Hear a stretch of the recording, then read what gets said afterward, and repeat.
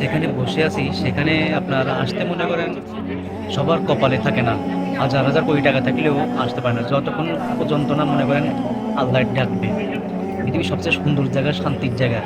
বসে আছি, মনটা এত ফ্রেশ হচ্ছে, কি বলতাম, পাতলা হয়ে গেছে পুরা শরীর। মানে প্রথম উমরা করে চুল টুল ফেলে আবার উমরা করার জন্য আবার আসছি। প্রথম ছিল দিনের বেলায়, এখন রাত্রে। এমন সুন্দর জায়গা বলার বাইরে, আরামে বসে আছি। পৃথিবীর সবচেয়ে শান্তির জায়গা, এর থেকে আর কি হতে পারে বলেন?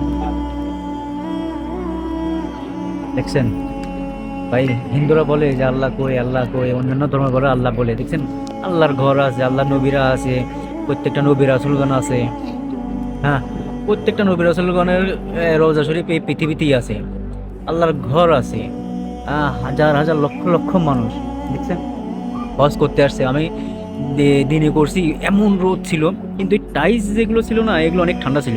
যাই হোক, মনে করলাম যে রাত্রে হজ করতে আসলে, আমরা করতে আসলে মনে করেন এখানে ঠান্ডা কম, মানে লোকজন কম হবে, এখন থেকে আরো বেশি। তো ভাই, পৃথিবীর এমন শান্তির জায়গা আর কোথায় আছে? আপনারা কোথায় পাবেন? আরে ভাই, টাকা থাকলেই হয় না। মানুষের বিপদে ফেলাই দিয়েছে, অনেকে ঠকায়া আছেন, বেতন কম, প্রচুর সমস্যা।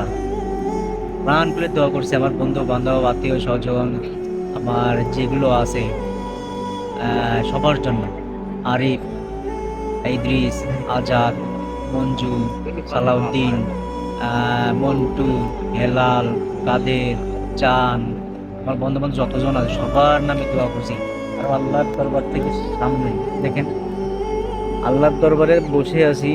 এর থেকে আর কি ভাই গো, তোদের নাম নিতেছি। আমার বন্ধু বান্ধব যারা ভিডিও দেখে, আমার ভিডিও যারা দেখে, আমার আরো মানুষ আছে, যেমন আমার নাইম, আমার বড় ভাইরা আছে, নাম নিব না। আর বড় ভাই দুইজন আছে, নাইম এবং সাইমন ভাই, দেখ নাম নিছি। আল্লাহ তাদের হেদায়েত দান করুক, তাদের মনের আশা পূরণ করে দিক। সবাই সবাই দোয়া করবেন। আলহামদুলিল্লাহ।